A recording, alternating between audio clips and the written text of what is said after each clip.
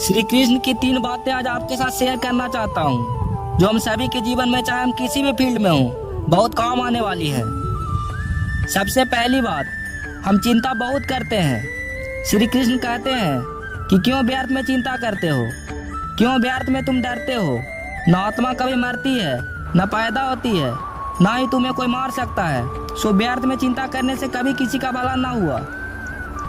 दूसरी बात, हम हमेशा फ्यूचर के बारे में और पास्ट के बारे में ज़्यादा सोचते हैं, प्रेजेंट में नहीं जीते। श्री कृष्ण कहते हैं जो हुआ वो अच्छा हुआ और जो होगा वो भी अच्छा ही होगा। सोचने से कुछ नहीं बदलने वाला। तीसरी और आखिरी बात, परिवर्तन ही संसार का नियम है। जो भी चीज़ें हमारे आसपास बदल रही हैं, हमें उनके साथ जीना सीख लेना चाहिए।